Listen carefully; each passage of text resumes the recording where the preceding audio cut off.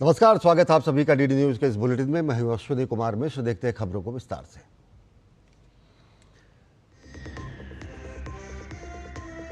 Monsoon सत्र के दूसरे दिन भी जारी रहा विपक्ष का हंगामा। एसआईआर पर चर्चा की मांग, नहीं चल सके संसद के दोनों सदन।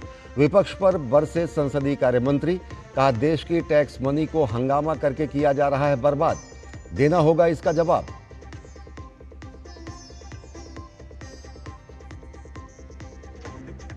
बिहार में एसआईआर के मसले पर जारी है घमासान। बिहार विधानसभा के बाहर विपक्ष का प्रदर्शन, सदन में कुर्सी उछाली, विधायकों और मार्शलों के बीच धक्का मुक्की। बीजेपी ने कहा यह अराजकता का प्रतीक, जंगल राज वाले लोग कांग्रेस की गोद में बैठ कर रहे हैं संवैधानिक संस्था का अपमान।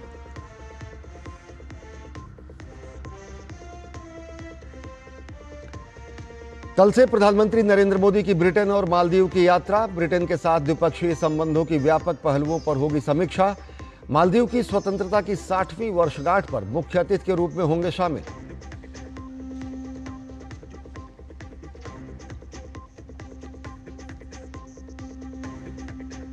आयकर अपीली न्यायाधिकरण से कांग्रेस को बड़ा झटका। पार्टी फंड में पड़े 199 करोड़ रुपए पर देना होगा इनकम टैक्स। आयकर रिटर्न देर से दाखिल करने और नकद दान सीमा के उल्लंघन के कारण पार्टी के छूट के दावे को ट्रिब्यूनल ने किया खारिज।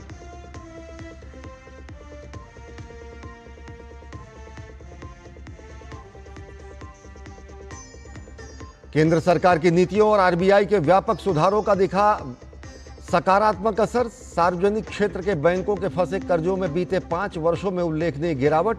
मार्च 2025 में सकल एनपीए अनुपात घटकर 2.58% पर पहुंचा। मार्च 2021 में था 9.11%।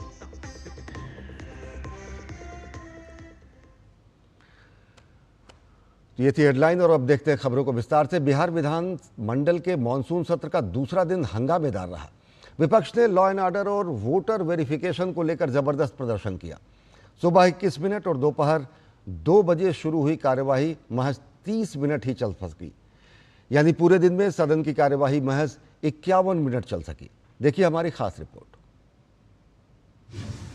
बिहार विधानसभा में विपक्ष का एसआईआर के मुद्दे पर जमकर हंगामा। विपक्ष का सदन में सरकार विरोधी नारेबाजी और प्रदर्शन। राजद विधायकों की मार्शल के साथ धक्का मुक्की। हंगामे के बाद सदन की कार्यवाही स्थगित। बिहार विधानसभा का दूसरा दिन भी विपक्ष के हंगामे की भेंट चढ़ गया। विपक्ष ने विधानसभा के अंदर और बाहर जमकर हंगामा किया। विधानसभा में सत्र के दौरान विपक्ष के विधायक वेल में बैनर पोस्टर लेकर पहुंच गए। विधानसभा के अध्यक्ष नंद किशोर यादव ने प्ले कार्ड हटाने के लिए विपक्ष से आग्रह भी किया। राजद के कई विधायक काला कुर्ता पहनकर सदन में पहुंचे। इस पर अध्यक्ष ने उन्हें समझाया। हालांकि राजद और कांग्रेस के विधायकों का हंगामा कम नहीं हुआ। निर्वाचन आयोग बार बार सफाई दे रहा है और अब तो 26 तारीख को इस पूरी प्रक्रिया समाप्त होने वाली है और ड्राफ्ट कॉपी आएगा। तब सभी पार्टी को यह अधिकार होगा कि आप आवेदन डाल सकते हैं और ऑब्जेक्शन भी कर सकते हैं। जनता दल हो या लाल झंडे के लोग हो, ये लोग सिर्फ गुमराह कर रहे हैं बिहार के लोगों को। कार्यवाही के दोबारा शुरू होते ही विपक्ष के विधायक हाथों में तख्ती लिए वेल में पहुंच गए। विपक्ष सदन के अंदर लॉ एंड ऑर्डर और वोटर वेरिफिकेशन को लेकर प्रदर्शन कर रहा है। इस बीच कुछ विपक्षी विधायकों ने कुर्सी उठाकर रिपोर्टिंग टेबल की ओर उछालने की कोशिश की। उन्हें मार्शल ने रोका। इसके बाद विधानसभा की कार्यवाही को अगले दिन सुबह 11 बजे तक के लिए स्थगित कर दिया गया। विनम्रता से हमने मांग की थी सरकार से और अध्यक्ष महोदय से कि इस पे जो है चर्चा कराई जाए, लेकिन चर्चा आखिर क्या कारण है कि भाई चर्चा नहीं कराया जा रहा। हम लोग कह रहे हैं कि डिबेट कीजिए, जो हमारे सवालात है एसआईआर पे डिबेट कीजिए। आपको करना पड़ेगा, क्यों क्या हड़बड़ी थी आपको। विपक्ष के नेताओं ने विधानसभा के मेन गेट को जाम कर दिया और स्पीकर नंदकिशोर यादव समेत सत्ता पक्ष के विधायकों को अंदर जाने से रोक दिया। साथ ही विधानसभा अध्यक्ष के कमरे को घेर कर भी हंगामा किया। बता दें कि राज्य में मतदाता सूची का विशेष गहन पुनरीक्षण का काम चुनाव आयोग कर रहा है। साथ ही ये मामला सुप्रीम कोर्ट में लंबित है। ऐसे में विधानसभा में इस विषय पर चर्चा कराने की मांग केवल विपक्ष की राजनीति का हिस्सा है। हालांकि विपक्ष के जोरदार हंगामे के बीच सदन में वस्तु एवं सेवा कर संशोधन विधेयक 2025 समेत 6 विधेयक पारित करा लिए गए। पटना से मधुरेश नारायण की रिपोर्ट। और बिहार विधानसभा में मंगलवार को हंगामे का दौर जारी रहा और इसी मुद्दे को लेकर हमारे सहयोगी राजेश राज ने केंद्रीय मंत्री गिरिराज सिंह से खास बातचीत की। इस दौरान गिरिराज सिंह ने कहा कि विपक्ष की ये कार्यवाही और विपक्ष का यह प्रदर्शन संविधान के खिलाफ है। इतना ही नहीं, उन्होंने विपक्ष पर विधानसभा में गुंडागर्दी करने का भी आरोप लगाया। केंद्रीय मंत्री गिरिराज सिंह बिहार विधानसभा में हुए हंगामे पर प्रतिक्रिया देने के लिए हमारे साथ हैं। कहा जा रहा है कि वहां पर विपक्ष जो है कुर्सी टेबल तोड़ रहा है, एसआईआर में परिवर्तन के मांग। ये संविधान की बात नहीं करते, ये संविधान के खिलाफ खुद काम कर रहे हैं। ये कह रहे हैं मैं संविधान के लिए लड़ रहा हूँ और खुद संविधान के खिलाफ काम कर रहे हैं। बिहार में गुंडागर्दी कर रहे हैं, टेबल कुर्सी पलट रहे हैं, लोगों से धक्का मुक्की कर रहे हैं।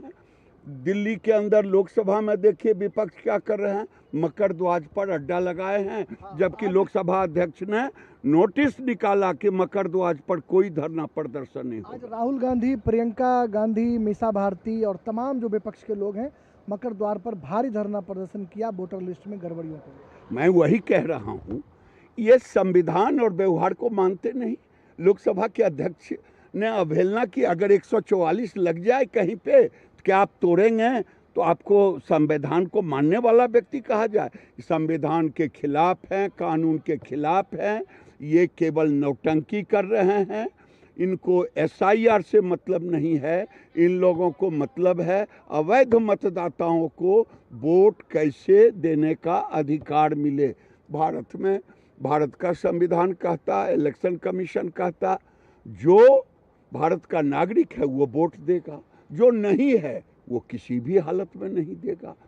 दूसरा प्रश्न उठाते हैं 3 महीना में के पहले क्यों तेजस्वी का देख रहे थे, तेजस्वी यादव जी का। तेजस्वी जी हर बूथ पर बीएलओ है, एक बार क्या 4 बार हो जाएगा सर्वेक्षण।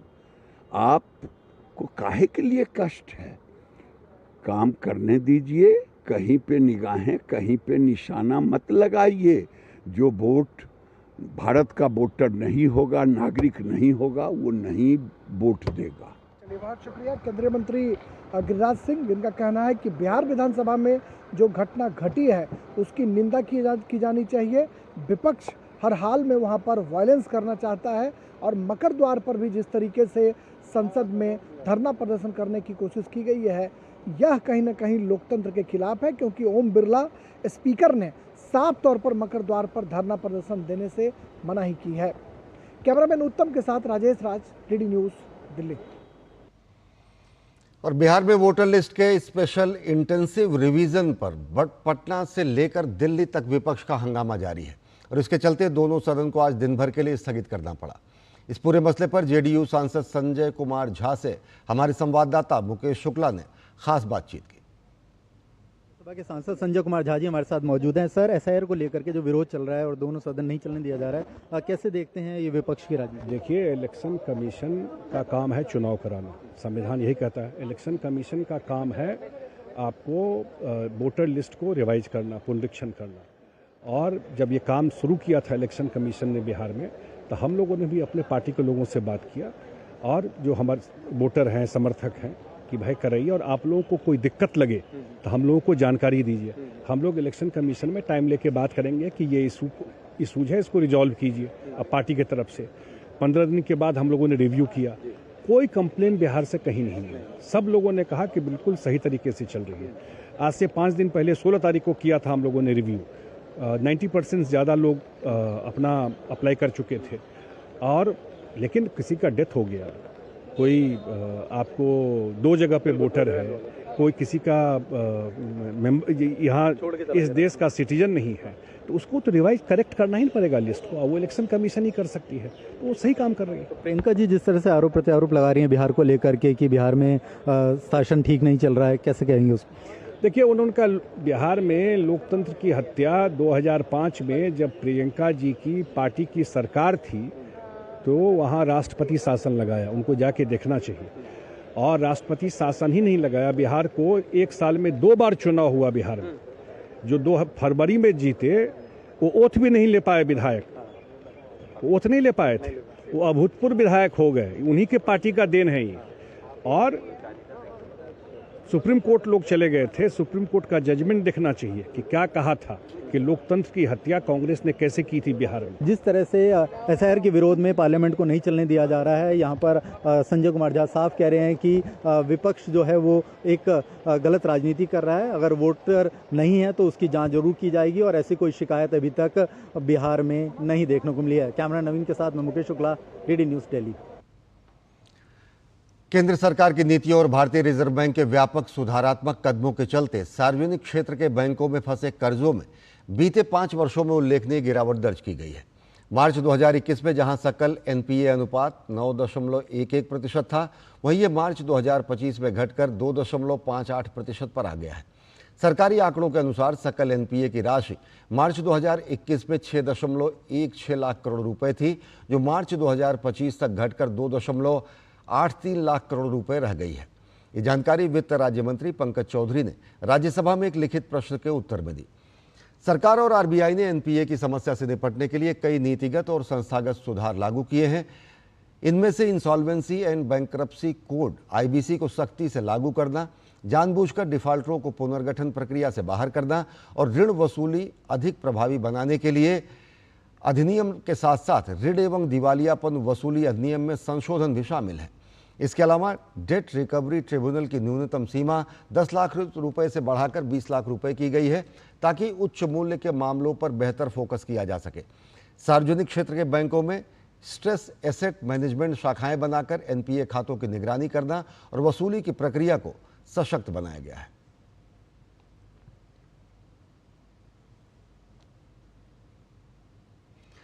केंद्रीय संचार एवं पूर्वोत्तर क्षेत्र विकास मंत्री ज्योतिरादित्य सिंधिया ने पूर्वोत्तर में हथकरघा एवं हस्तशिल्प को मजबूत करने की दिशा में उच्च स्तरीय टास्क फोर्स की बैठक में हिस्सा लिया। बैठक की अध्यक्षता नागालैंड के मुख्यमंत्री नेफ्यू रियो ने की। इस दौरान केंद्रीय कपड़ा मंत्री गिरिराज सिंह, मिजोरम के मुख्यमंत्री लालदुहुमा, असम के हथकरघा एवं वस्त्र मंत्री उर्खाओ ग्वारा और वरिष्ठ अधिकारी उपस्थित रहे। कार्यक्रम के दौरान ज्योतिरादित्य सिंधिया ने कहा कि पूर्वोत्तर को हथकरघा और हस्तशिल्प की अपनी समृद्ध विरासत को बढ़ावा देना चाहिए और इससे आजीविका का सृजन होगा। उन्होंने कहा कि नवाचार को बढ़ावा मिलने से भारत की सांस्कृतिक विरासत वैश्विक मंच पर स्थापित होगी। केंद्रीय मंत्री ज्योतिरादित्य सिंधिया ने बेहतर बुनियादी ढांचे, डिजिटल डिजाइन, एकीकरण और कौशल विकास के माध्यम से इस क्षेत्र के आधुनिकीकरण की रणनीतिक योजना भी प्रस्तुत की।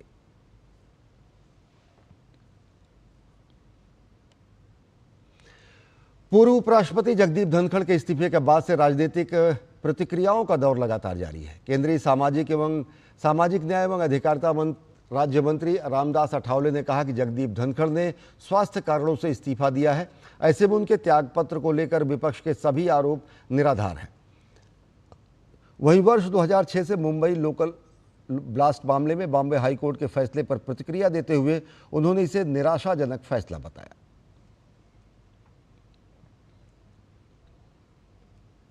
कई दिनों से उनकी तबीयत ठीक नहीं चल रही थी। उनको हाउस में इतना घंटा बैठना और काम करना बहुत बड़ा उसके लिए मुश्किल था, इसीलिए उन्होंने अपने पद का इस्तीफा दे दिया है। उसमें बिल्कुल राजनीति नहीं है, उसमें बिल्कुल किसी का दबाव उसमें नहीं है। माननीय नरेंद्र मोदी साहब ने उनको उपराष्ट्रपति बनाया था और उनका कैलिबर देकर उनको उपराष्ट्रपति बनाया था। तो अपोजिशन वाले जो आरोप लगा रहे हैं उसमें बिल्कुल तथ्य नहीं है, उनके ऊपर कोई बिल्कुल दबाव नहीं था। मुंबई में जो लोकल ट्रेन में जो बॉम्ब ब्लास्ट हुए थे उसमें 208 से ज़्यादा लोगों की मृत्यु हुई थी और कम से कम 800 से ज़्यादा लोग जख्मी हुए थे। तो उसमें कुछ लोगों को पहले उनको फांसी की सज़ा में मिल गई है, लेकिन बाकी जो 11-12 आरोपी जो बचे थे उनके बारे में मुंबई हाईकोर्ट ने बोला है कि उनको रिहा किया है। उससे लोगों में काफ़ी नाराज़गी है। जो लोग उसमें मर गए थे उनके लोगों में बहुत बड़ा रोष भी है। और माननीय देवेंद्र फडणवीस जी जो महाराष्ट्र के मुख्यमंत्री है, उन्होंने बताया है कि भाई ये जजमेंट ऐसा आया है, ये हमको भी ठीक नहीं लगा है, इसीलिए हम सुप्रीम कोर्ट जा रहे हैं। भारत निर्वाचन आयोग ने पश्चिम बंगाल सरकार को पत्र लिखकर पश्चिम बंगाल के मुख्य निर्वाचन अधिकारी सीईओ मनोज कुमार अग्रवाल के कार्यालय की तत्काल कार्यात्मक स्वतंत्रता और प्रशासनिक सुदृढ़ीकरण सुनिश्चित करने के निर्देश दिए हैं। ईसीआई के अवर सचिव आशुतोष एम द्वारा मंगलवार को पश्चिम बंगाल के मुख्य सचिव मनोज पंत को भेजे गए इस पत्र में सीईओ कार्यालय को वर्तमान में उपलब्ध स्वायत्तता की कमी पर चिंता व्यक्त की गई। चुनाव आयोग ने सिफारिश की है कि पश्चिम बंगाल के सीईओ के अन्य विभागों के अतिरिक्त सचिव, प्रमुख सचिव और सचिव स्तर के अधिकारियों के समान वित्तीय शक्तियां प्रदान की जाएं। चुनाव आयोग ने पश्चिम बंगाल सरकार को निर्देश दिया है कि वह आयोग के परामर्श से विशेष रूप से अगले साल होने वाले पश्चिम बंगाल विधानसभा चुनाव को ध्यान में रखते हुए अतिरिक्त सीईओ, संयुक्त सीईओ और उप सीईओ सहित 4 रिक्त पदों को तत्काल भरे।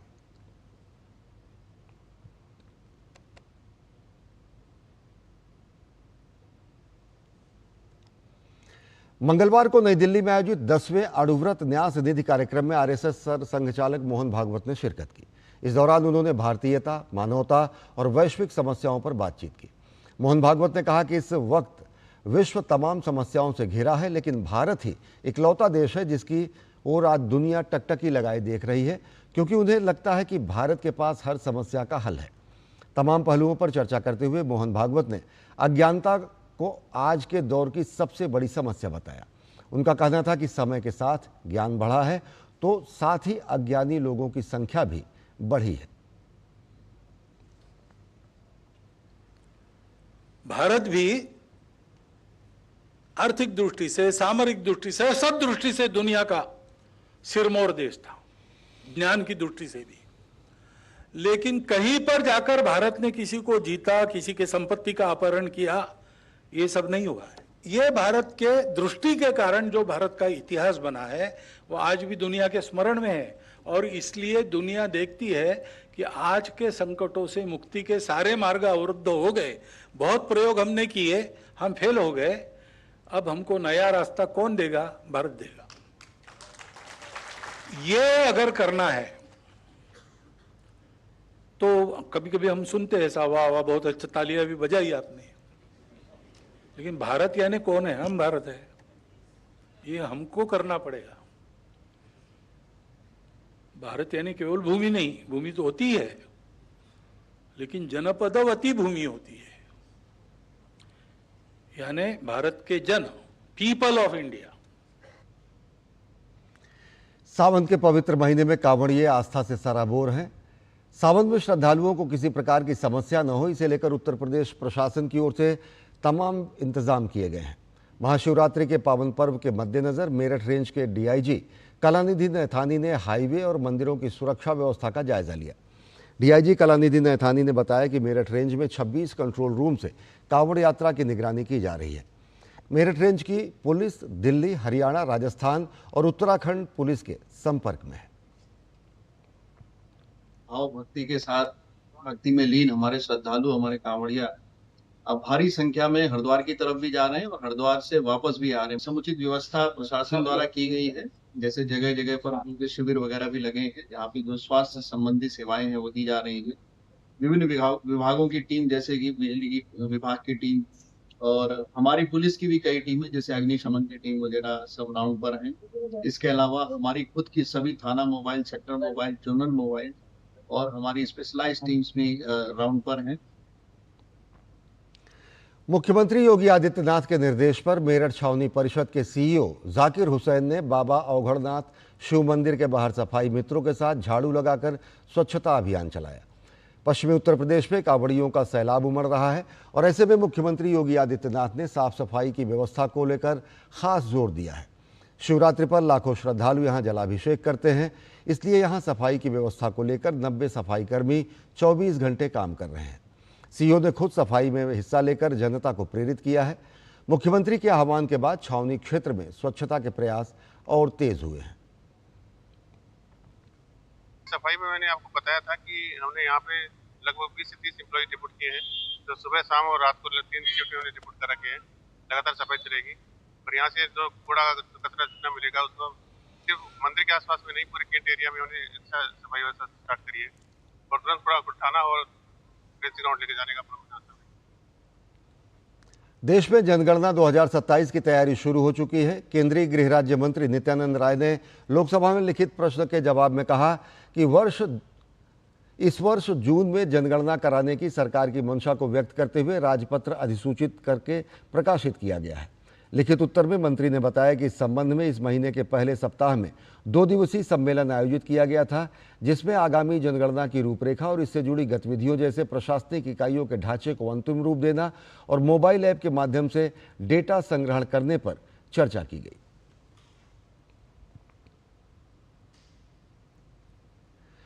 पाँच अप्रैल 2016 को शुरू की गई स्टैंड अप इंडिया योजना अब हाशिए पर पड़े उद्यमियों को सशक्त बनाने के अपने 9वें वर्ष में पहुंच गई है। इस योजना के तहत अनुसूचित जाति, अनुसूचित जनजाति और महिला उद्यमियों को नए उद्यम स्थापित करने के लिए बैंक ऋण प्रदान किया जाता है। अप्रैल 2022 से मार्च 2025 तक अनुसूचित जाति, अनुसूचित जनजाति और महिला उद्यमियों के लिए इस योजना के तहत लगभग 29,000 करोड़ रुपए की राशि स्वीकृत की गई है। केंद्रीय वित्त मंत्री निर्मला सीतारमण ने लिखित सवाल के जवाब में राज्यसभा को ये जानकारी दी। केंद्रीय वित्त मंत्री के मुताबिक इस योजना के तहत प्रत्येक बैंक शाखा में कम से कम एक SC या ST उधारकर्ता और एक महिला उधारकर्ता को विनिर्माण, सेवा और व्यापार क्षेत्र में नया उद्यम स्थापित करने और कृषि से संबंधित गतिविधियों के लिए ऋण प्रदान किए जाते हैं।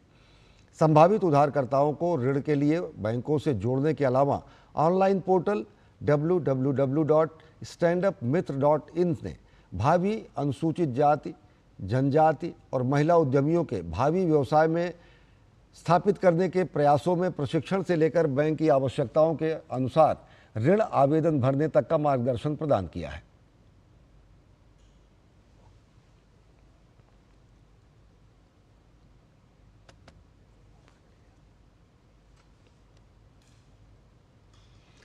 छत्तीसगढ़ के शराब घोटाले में अरेस्ट पूर्व सीएम भूपेश बघेल के बेटे चैतन्य बघेल को 14 दिन के न्यायिक रिमांड पर जेल भेज दिया गया है। अब ये 14 दिन जेल में ही रहेंगे। 5 दिन के रिमांड खत्म होने के बाद आज मंगलवार को ईडी ने उन्हें रायपुर के स्पेशल कोर्ट में पेश किया, जहां उन्हें 14 दिन की न्यायिक रिमांड में भेज दिया गया है।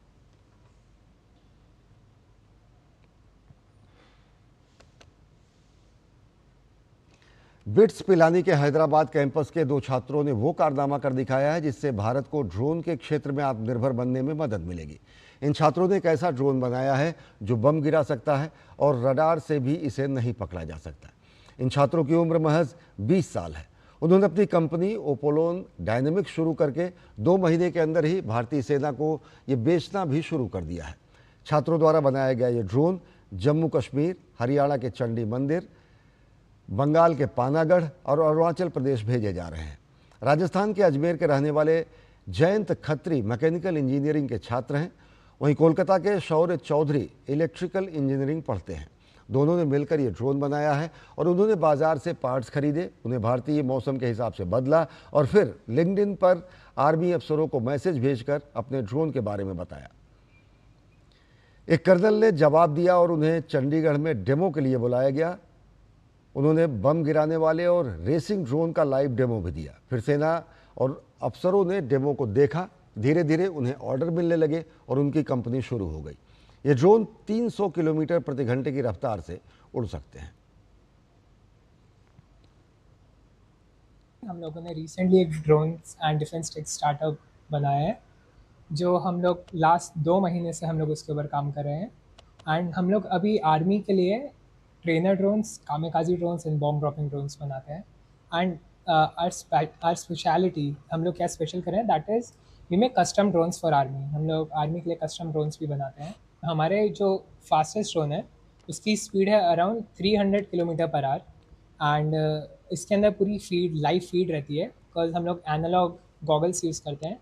एंड अलग अलग तरीके के इसके अंदर हम लोग कामेकाजी भी 2 तरीके के हैं, एक है बॉम्ब ड्रॉपिंग एंड एक है प्रॉपर कामेकाजी सुसाइड बॉम्बर, जिसके अंदर बॉम्ब ड्रॉपिंग के अंदर जो बॉम्ब है वो ड्रोन के ऊपर अटैच होता है एंड वो खुल जाता है। उसके अंदर एक लॉकिंग मैकेनिज्म होता है जो उसको ड्रॉप कर देता है।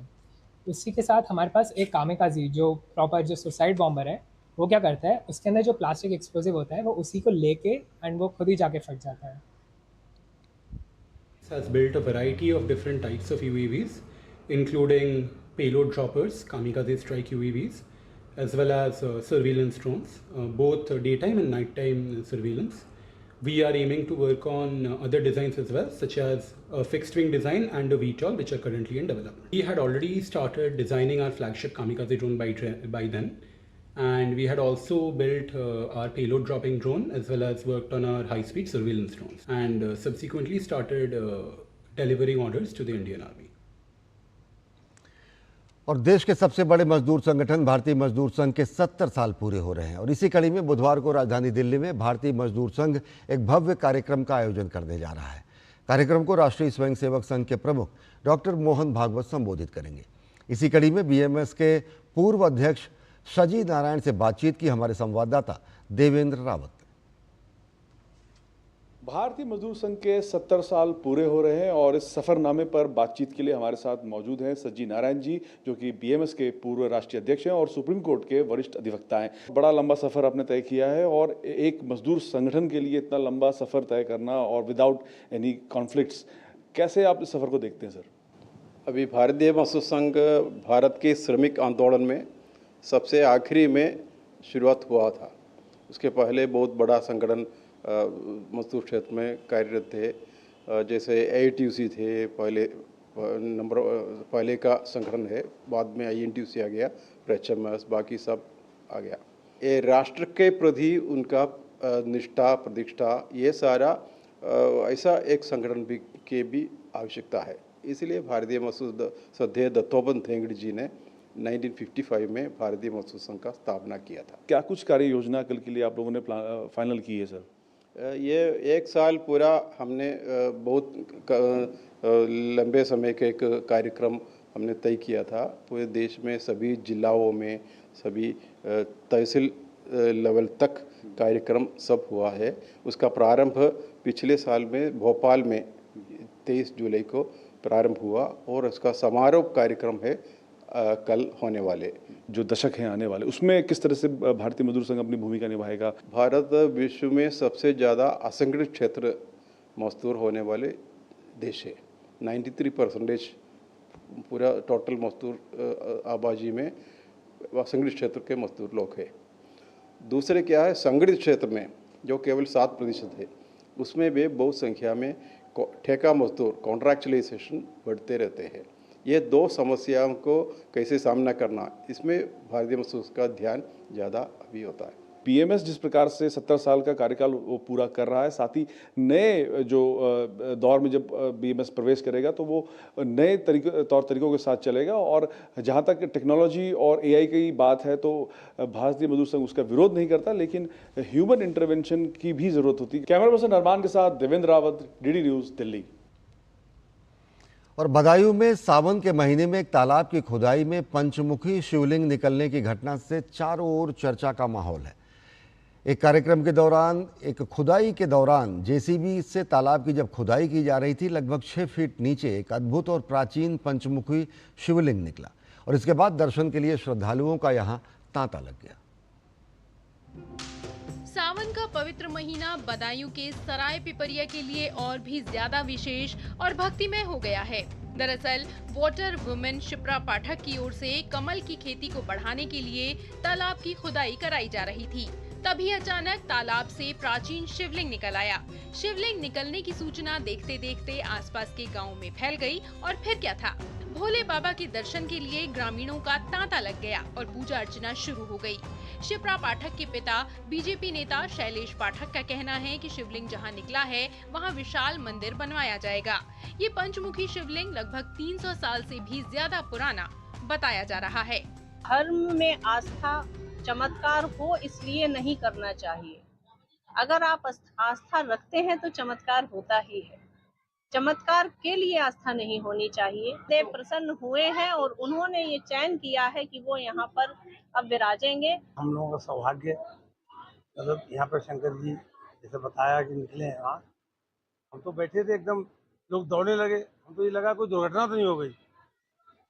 तो ये हम लोगों के लिए बहुत अच्छी बात है। प्राचीन है और ये पंचमुखी है, जिसे पशुपतिनाथ बोलते हैं, वो मूर्ति है और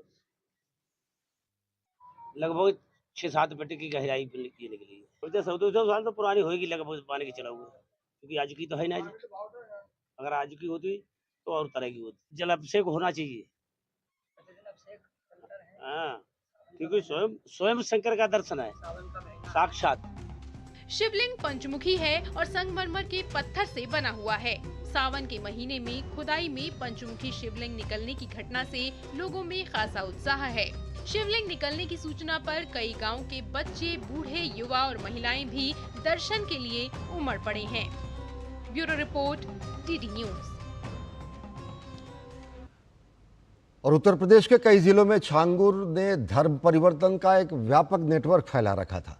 छांगुर से पीड़ित परिवारों ने विश्व हिंदू रक्षा परिषद के कार्यालय में प्रेस कॉन्फ्रेंस करके अपनी आपबीती सुनाई है। पीड़ित परिवार हाथों में बच्चियों की फोटो और हलफनामे के साथ पहुंचे थे। इंस्टाग्राम के माध्यम से मेरी मुलाकात राजू राठौर के नाम के व्यक्ति से हुई थी और असल में वो वसीम निकला।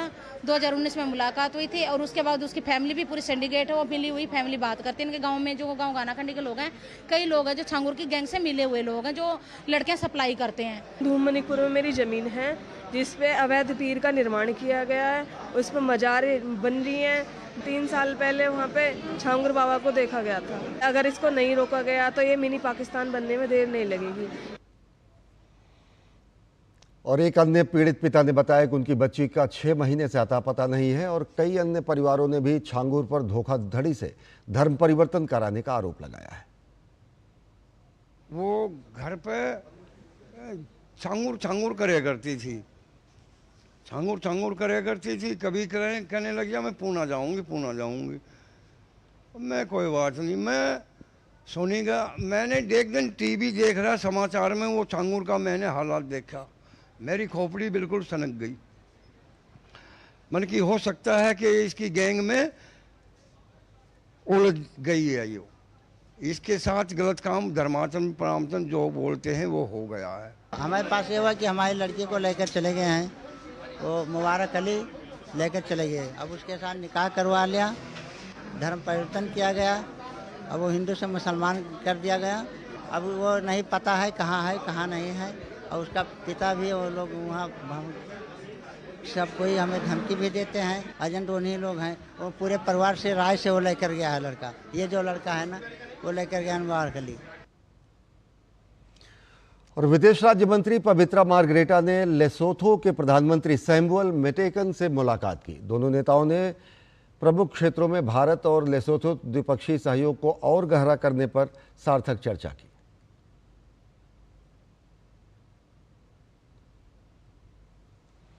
राष्ट्रीय जांच एजेंसी ने सोमवार को चित्तौड़गढ़ में विस्फोटक बरामदगी मामले में आरोप पत्र दाखिल किया।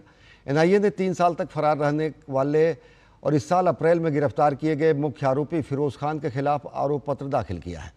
आरोपी पर विस्फोटक पदार्थ अधिनियम और यूएपीए के विभिन्न धाराओं के तहत आरोप पत्र दाखिल किया गया है। आरोप लगाए गए हैं। अदालत ने पहले फिरोज को भगोड़ा घोषित किया था और उसके खिलाफ गिरफ्तारी का अस्थायी वारंट भी जारी किया था। एनआईए की जांच से पता चला है कि फिरोज खान ने मार्च 2022 में विस्फोटकों और आईईडी के निर्माण में इस्तेमाल होने वाले घटकों की बरामदगी से संबंधित मामले में कई सह आरोपियों के साथ साजिश रची थी।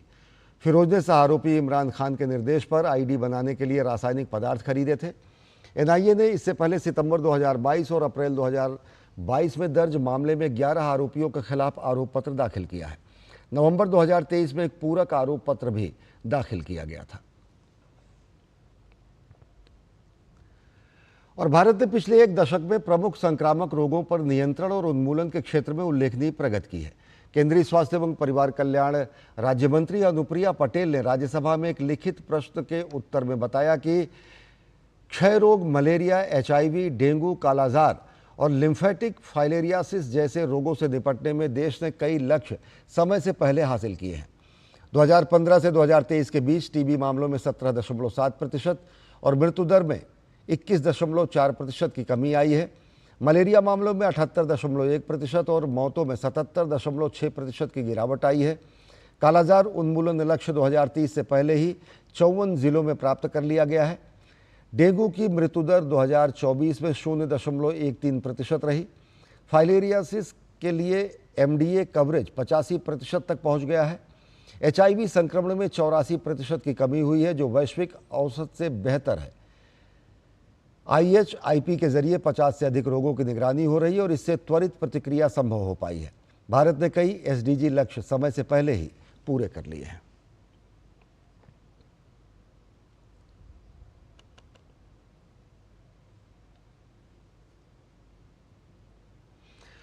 और राज्यसभा के उपसभापति हरिवंश ने राष्ट्रपति द्रौपदी मुर्मू से आज राष्ट्रपति भवन में औपचारिक मुलाकात की है।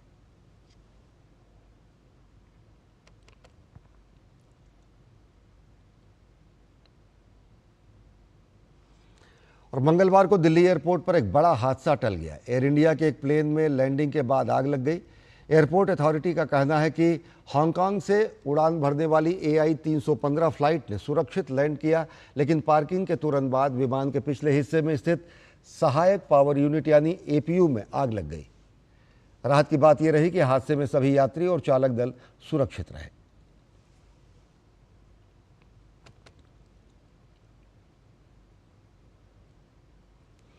बिहार के आरा में पुलिस की स्पेशल टास्क फोर्स यानी STF और गैंगस्टर चंदन मिश्रा की हत्या से जुड़े कुछ आरोपियों के बीच मुठभेड़ हुई। मुठभेड़ में 2 बदमाश गोली लगने से घायल हो गए, जबकि एक को गिरफ्तार कर लिया गया। घटनास्थल से हथियार भी बरामद हुआ है। बिहिया थाना क्षेत्र में छापेमारी के दौरान बदमाशों ने पुलिस पर अंधाधुंध फायरिंग शुरू कर दी। पुलिस की जवाबी कार्रवाई में 2 बदमाशों को गोली लगी। घायलों का इलाज फिलहाल पटना मेडिकल कॉलेज में सुरक्षा घेरे में चल रहा है।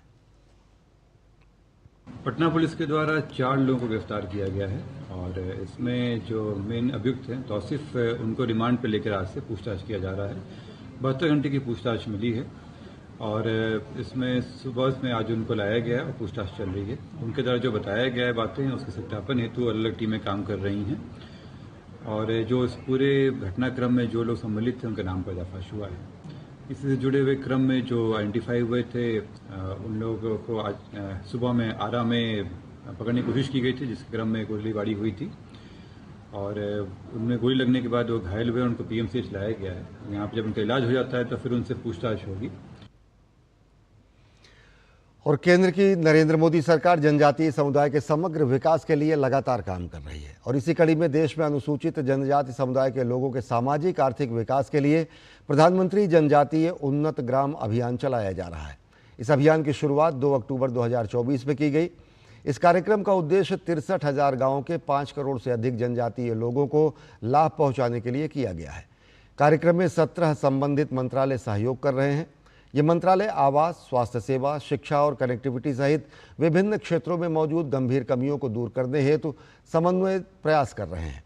जनजातीय कार्य मंत्रालय ने पिछले दशक में वन अधिकार के तहत 23.88 लाख स्वामित्व वितरित किए हैं।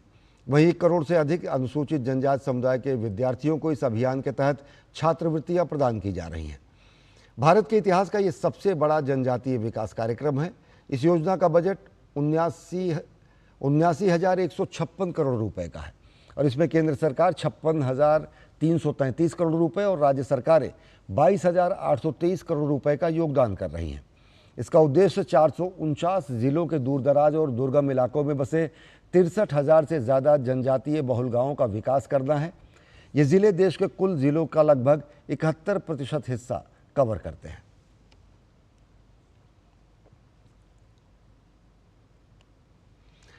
भारत सरकार के राष्ट्रीय सिकल सेल एनीमिया मिशन के तहत अब तक 6 करोड़ लोगों की जांच की जा चुकी है और इसमें 2.15 लाख लोग सिकल सेल रोगी और 16.7 लाख कैरियर पाए गए हैं।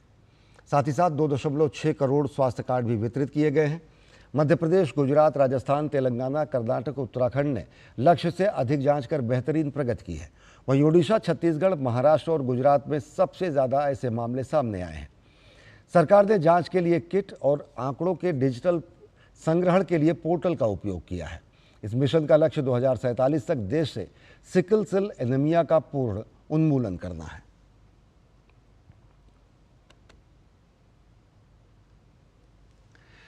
केंद्रीय औद्योगिक सुरक्षा बल यानी CISF और कस्टम्स की सक्रियता से अब तक की सबसे बड़ी सोने की तस्करी को रोक लिया गया है और सोने की यह तस्करी की कोशिश नाकाम हो गई है। गुजरात में सूरत अंतर्राष्ट्रीय हवाई अड्डे पर CISF ने दुबई से आने वाले एक भारतीय युगल से सोने की तस्करी का ये प्रयास करते हुए उन्हें रंगे हाथ पकड़ा। जांच के दौरान अधिकारियों को जोड़े के शरीर पर 28 किलो सोने का पेस्ट बांधा मिला। अधिकारियों ने जानकारी दी कि महिला के पास 16 किलो और पुरुष के पास 12 किलो सोने का पेस्ट मिला है।